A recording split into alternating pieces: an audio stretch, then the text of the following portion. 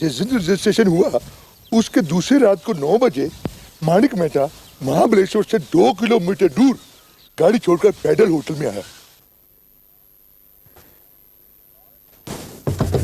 कौन?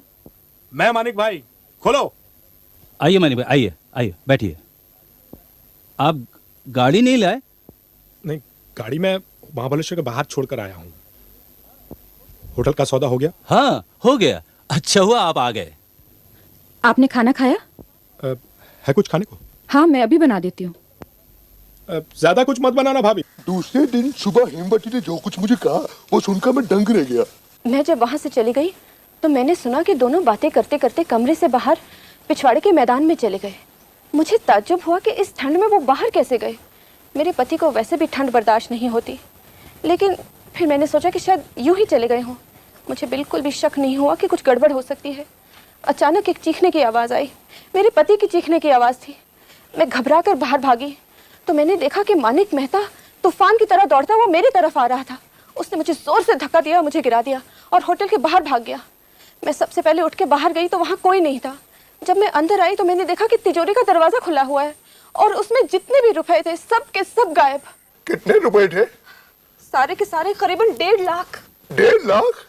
तब हेमवती को सब समझ में आ गया। उसके पति को ढकेलकर गहरी खाई में फेंककर माणिक मेहता सारे रुपए लेकर भाग गया। एक चीख मारकर वही हेमवती बेहोश हो गई। दूसरे दिन सुबह पुलिस आई। 2-4 दिन की छानबीन के बाद कुछ और बातें भी पता चली। तब से माणिक मेहता फरार है। उसने दुबई से 3 लाख रुपए का सोना मंगाया था जो कस्टम ने पकड़ लिया। तब उसके पास पैसे नहीं थे, इसलिए उसने अपने बंगाली पार्टनर की हत्या की और 1.5 लाख रुपए लेके लापता हो गया। लाश बरामद हुई? नहीं। 2 दिन बाद पुलिस खाई में उतरी। उसने देखा विजय विश्वास के शरीर का कोई भी अंग बाकी नहीं था। कुछ हड्डियां, मफलर और कुछ खून से सने हुए कपड़े पुलिस लेकर वापस आ गई। शेर ने उसे पूरा खा लिया था, इसलिए पुलिस ने माणिक मेहता के खिलाफ उसका वारंट जारी कर दिया। और हेमवती? उस बेचारी विधवा की तो हालत आप समझ ही सकते हैं। मैंने उसे बहुत समझाया कि यही काम कर ले, अच्छी तनख्वाह का भी लालच दिया, लेकिन उसका मन टूट चुका था और वो हमेशा हमेशा के लिए महाबलेश्वर छोड़कर चली गई। आइए, ये है आपका कमरा। बहुत अच्छा। इस कमरे में पहले विजय विश्वास और उसकी पत्नी रहते थे, लेकिन हेमवती के जाने के बाद ये कमरा जैसे था वैसा ही है। आपको कोई तकलीफ तो नहीं थी? जी नहीं, कोई तकलीफ नहीं। आपने तो सब इंतजाम कर दिया है। जाइए आप आराम कीजिए। अगर आपको सुबह जल्दी उठने की आदत होवे तो वो घड़ी पड़ी है, उसमें अलार्म है, और रात को अगर टॉर्च की जरूरत पड़े तो इस्तेमाल कर सकते हैं। बहुत बहुत धन्यवाद। तो मैं चलूं? जी। Good night. Okay, good night.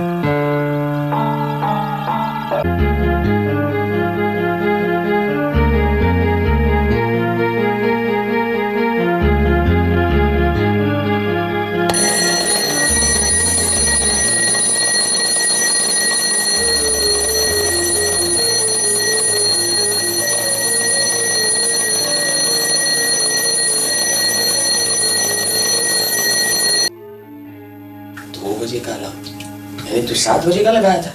पहली रात नींद तो ठीक से आई ना? वो तो ठीक थी, लेकिन आपका जो टाइम पीस है क्या वो जब चाहे बज उठता है? नहीं तो क्यों? कल रात को 2 बजे ही बज उठा और मैंने अलार्म 7 बजे का लगाया था। अरे टाइम पीस है, खराब हो गया होगा। मेरे पास दूसरा भी है, मैं बदली कर देगा। नहीं, नहीं उसकी कोई जरूरत नहीं, मैंने तो यूं ही लगा लिया था। वैसे तो जरूरत नहीं, बस बड़ा था लगा लिया। अरे आइए आइए देश पांडे साहब। आओ आओ। अरे सखाराम, एक चाय लाओ रे। अरे नहीं नहीं सोरा, मुझे चाय नहीं चाहिए। चाय पी क्या? बोलो क्या चल रहा है? अरे कुछ नहीं देश पांडे, मैं विजय विश्वास की मौत के बारे में इनको बता रहा था। अरे वही जिसको शेर खा गया। अच्छा अच्छा, बस यही बात मुझे आखिर थी। अभी व्योमकेश जी आप ही बताइए, क्या शेर मुर्दे को खा सकता है? भाई गोश्त ताजा है या बासी, इससे शेर को क्या फर्क पड़ता है? ये बात नहीं व्योमकेश, सवाल ये है, नंबर 1, विजय विश्वास काफी ऊंचाई से नीचे गिर पड़ा। वो खुद गिरा या उसे किसी ने धकेला, जो भी हो वो गिरते ही मर गया। फिर घूमते घूमते शेर चला और देखा तो डिनर तैयार। या ऐसे भी हो सकता है वो शेर पर ही गिरा हो और फिर शेर ने गुस्से में आके उसे खा डाला। ये भी हो सकता है। नंबर 2, विजय विश्वास का हमारे बैंक में एक अकाउंट था। जिस रात उसकी मौत हुई उसी दिन उसने अपना अकाउंट बंद कर दिया। क्यों? नंबर 3, बस बस देश पांडे साहब, इनका कहना है कि दाल में कुछ काला। काला है। मैंने लाख समझाया कि जब दोनों ने अपना होटल बेच दिया है तो जाहिर है दोनों महाबलेश्वर छोड़कर चले गए होंगे और इसलिए अपना अकाउंट बंद कर दिया होगा।